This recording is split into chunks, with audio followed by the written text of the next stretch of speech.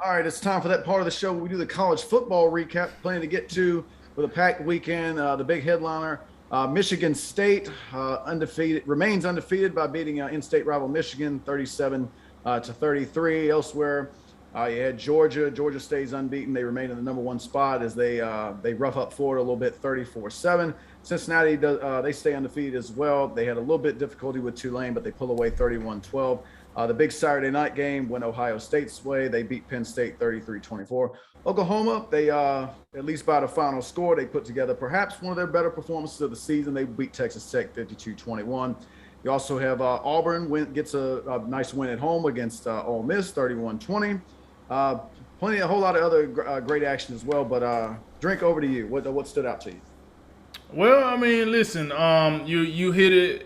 Georgia dominated performance against Florida. I don't think, I sat here and beat my chest and said Florida would cover. Florida would cover. Georgia would win the game and Florida would cover. Well, Georgia did win the game and Florida didn't cover. And that game did happen in a neutral site. So, boy, let me tell you something. Georgia is making me look crazy out here this year. Either way, good win. The defense is still suspect. Not the defense. Sorry, I didn't mean that, Georgia. The offense is still suspect. The defense is still phenomenal. But they haven't played a team that made them really play offense. So I guess I can't be mad at that.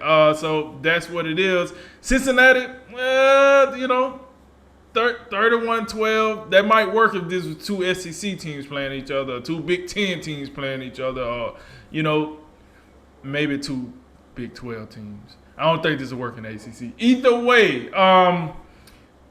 Cincinnati, you need style points, and you didn't really deliver on that.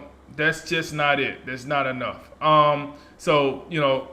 Let's try that again. Oklahoma, they did beat the skin off Texas Tech, but it just wasn't what the nation was looking for.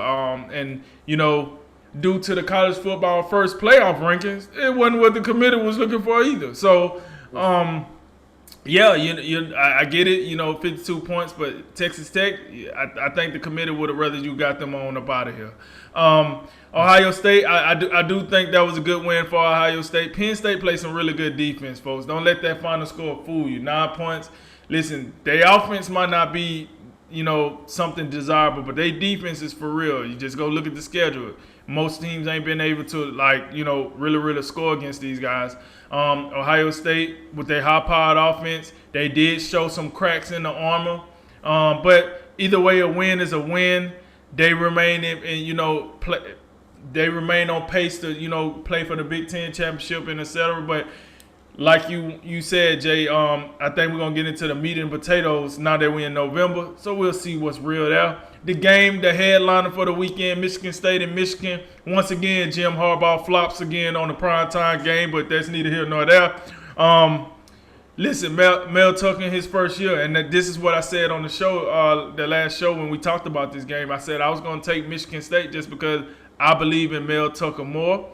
And I believe in those transfers he brought in, and I think that's what won it. Listen, Michigan was controlling this game for a good part of it, but then once Michigan State got their footing and stopped shooting themselves in the foot, they took over this game, and the final result was the final result. Now, I'm not going to sit here and just drool over Michigan State like, I do understand they're a top 4 team now, but once again, we getting into November. We're going to see if it's real or not. We got Oregon and Colorado. Oregon. They dropped the bomb on Colorado. Either way, Oregon seems to be an up and down team, but the committee seems to like Oregon. Just as the results today, they're also a top 4 team, number 4 to be exact in the first playoff ranking. So, clearly, that win earlier in the season at Ohio State really elevated them. So they need to keep par, but style points really going to matter for Oregon from now on. I just hope they know that. It's going to matter. You can't be out here slippity blippity with the competition now, because the meat of your schedule might be gone, and the only thing you really probably have to lean on at this point is probably the Pac-12 championship game. And then listen, we said something about this game on the last show, and we said, is Wisconsin favored? It's like, yeah, Vegas got them favored, man. I mean, they must know something. And they knew something. Because I would come out here with 7 points, getting smacked around by Wisconsin. This is the same Wisconsin that have been on like 3 primetime games this year and then lost every last one of them except this one. So, yeah, Kirk Ferentz, you back to being the fake idea of college football. Then we had, Ole Miss and Auburn. Another game that caught me by surprise when they had Auburn favored. I did not realize how many hurt players Ole Miss had. Don't want to make an excuse for them. You know what I'm saying? You lost the game. Auburn ended up winning the game. I also think Auburn had a better game plan, to be honest with you. I really like what they did with the run game. They really gave Ole Miss fits. And their defense figured Ole Miss out. Matt Corral got hurt and came back in. So either way, good win for Auburn. Wake Forest. So, people been out here. Wake Forest, yeah, ACC hope this year, yeah, woo! Went out there and smoked, dude, woo! And then I look up and Wake Forest like number 7 in the college football playoff rankings. So, for those of you that was like me, that said you don't want to hear no crap about Wake Forest, the committee say otherwise. So, we'll see how the rest of that go. But if Wake Forest win the ACC, I think they're going to have a good old chance of getting, I think they'll have a chance of getting in the top 4 if they're undefeated, but we know how the ACC been this year. And then, these group of 5 teams, like, when they get a chance to elevate, the only one that seems to be taking advantage of it is Cincinnati. The rest of these group of 5 teams just don't get it done when they need to get it done. I don't know if it's because they be playing on Thursdays and Fridays rather than Saturdays, but yet and still, I mean, both SMU and San Diego State choked it away this week. Show up in the rankings, oh yeah, look at the group of 5, they getting some respect, and they lose right after. I don't know what that's about. And so in a nutshell, that's my quick recap of college football this last weekend. Jay, what say you? I'll start the big noon game, or the big flop for the khaki pants routine. Fold up the khakis, folks. It's put them back. We'll try them again next year. This was going to be the game. We've been waiting seemingly all year to see if Michigan was for real. Listen, this was a game you needed to win to be taken seriously. And you said it. I mean, they seemingly, I don't think I watched this game as closely as maybe I wanted to, but for much of the first half and maybe into the, maybe early in the fourth quarter, it looked like Michigan was going to, figure this out. They looked to be in pretty good control of this game. And then all of a sudden you look up and they lose again in spectacular fashion. Kenneth Walker had 5 touchdowns. Good Lord.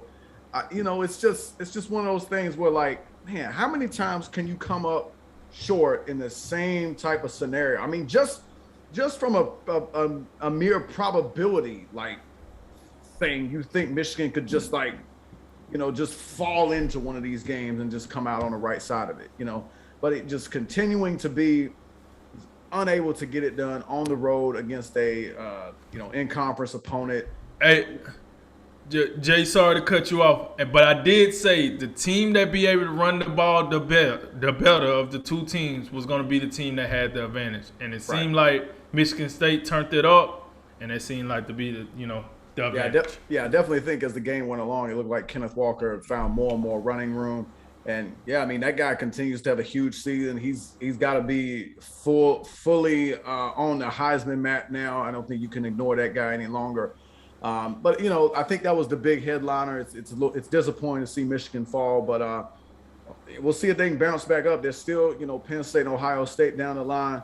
We'll see how they respond down. I don't have much hope for them against Ohio State though, but we'll see. But outside of that, you said it on Georgia and Florida. I think we both expected Florida to be a little bit more competitive, and really, I think they were, particularly being able to hang with Florida's defense against Georgia's offense. I think they was doing a relatively decent job.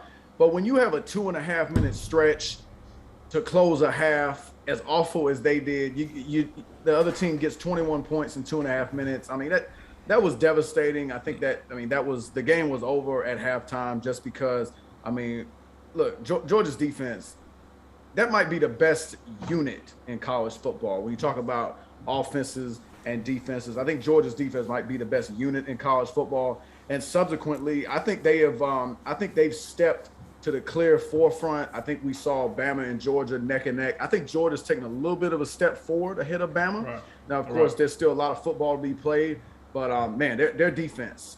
I mean, their defense is on another level. And even when you look at a potential Bama Georgia SEC title game, man, Alabama's offense it's going to be tough. It's going to be tough to contend with. Alabama's defense is going to really have to be geared up for that one. But really disappointing for Florida. I mean, this season just it's come apart at the seams on them. I think we had a lot of expectations for them. And I really thought it was a curious decision, in hindsight, to place Anthony Richardson in this position in his first start. I think that news kind of broke. I think it broke after our preview on Friday. I think it broke a little on Saturday, perhaps. But that's a tough ask to put your at the time your backup quarterback, and then people been clamoring for Anthony Richardson. I get it, but to have his first start against the best team and the best defense, that's a tough ask. And I think maybe I don't know if that was the best idea. Not saying maybe Emory Jones can win you the game, but that's a tough ask. And I think I question that decision a little bit, but. And again, I'm not the guy with the contract, but outside of that, look, I got to tell you, I did a fraud alert. I think it might have been last week. Looking back, can you believe that at one point Penn State and Iowa were 2-3? I believe it was. Fraud alert. Yeah. Like, my Lord. Now Penn State, I don't know where they are. I guess they might hang out in the top 25 just because they lost to Ohio State and they tried. But Iowa.